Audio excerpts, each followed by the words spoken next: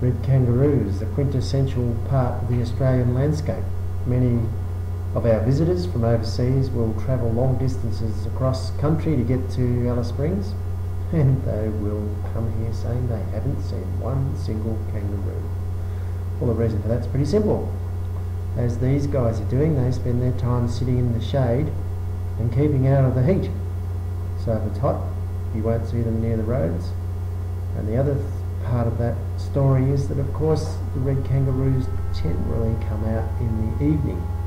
So just before it gets really dark, they're about looking for food. If it's particularly cold, you might see them in the middle of the day, but usually they'll stay away from the roads unless it's rained recently and there's a nice green tinge running up the side where the water runs off the edges. In those circumstances, you'd be brushing them off the road like mosquitoes off the windscreen, because they are attracted to the edges of the roads when it rains, and the runoff is enough just to make the strip along the edge go green. Everything else might stay brown.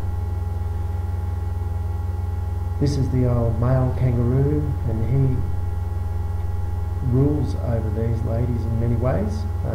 He's the dominant male. And if you have more than one dominant male, then you start getting those famous fracas that red kangaroos often have. You hear the story about boxing kangaroos. Well, that's what the males do to each other when they're challenging one another for the position to be the dominant male, who of course does most of the breeding. So this female kangaroo here with the joey, this joey's quite an old one. He's getting ready to leave the pouch. At this stage he would be going in and out of the pouch at regular intervals, and quite often you'll see them when they're, this one's asleep probably, but when they're awake they'll often pop their head out the pouch, and as mum's going along sampling the different types of foods, this little joey's nose is following directly behind her, and so gets a really good idea of exactly what red kangaroos should be eating. So he learns it straight from mum. The big ears, some people say they're a bit like donkey's ears. The big ears are really good for the obvious thing of listening to whatever's going on in the environment. You'll notice that they are on like swivels, so they've got quite a lot of movement there in their ears. They can turn them almost around to the back and almost completely around to the front as well. So, and they can move them independently of one another. So if they hear a noise, you'll often see the ear swivel around in the direction that the kangaroo thinks the noise has come from, to try and identify exactly what is causing the noise. Is it a threat, or is it just something fairly benign in the environment?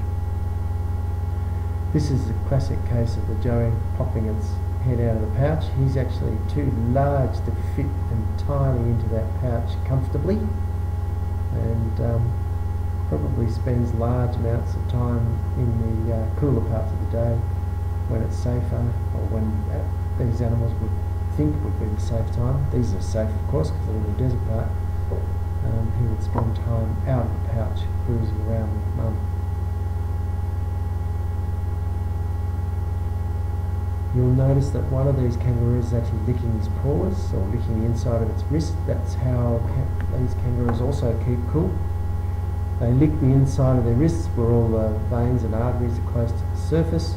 That has a cooling effect and cools their blood, and therefore cools the whole animal as the circulatory system takes the cool blood around.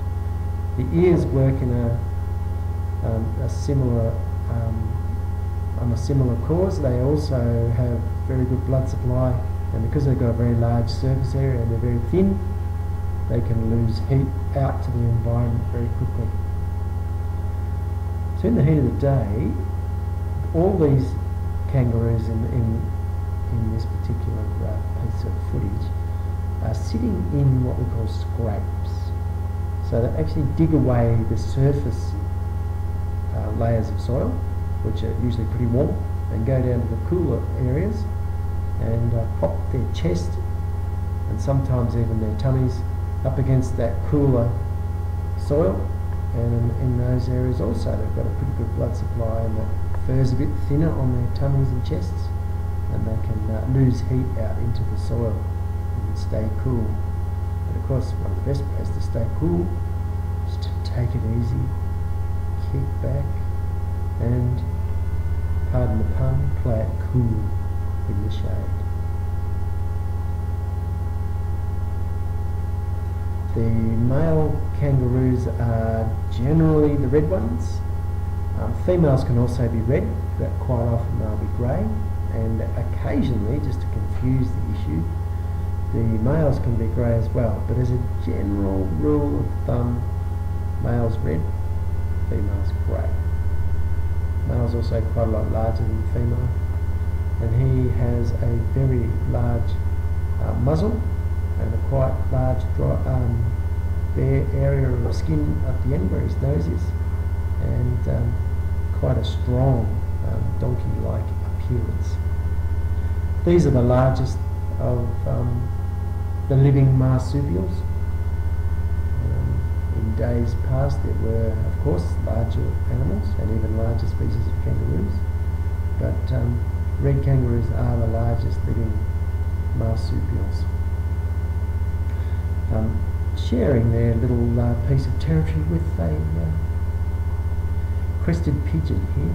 Crested pigeons are found over most of the drier parts of Australia, but they also do get down to coastal regions such as Adelaide, I think down in Perth, and across east as well. So you see them in even some of the tropical cities of Australia. You'll see crested pigeons, but of course they make their home in the arid part around Alice Springs as well.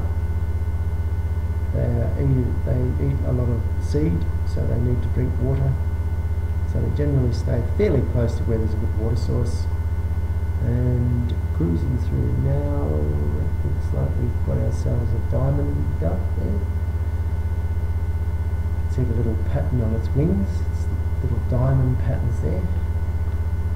And this is a male trying to attract the attention of a female with his posturing and spreading his tail, and just sheer persistence often pays off for these birds. And you'll see that there's a lovely flash of iridescent colour in their wings. You see this in a few of the pigeon members in Australia.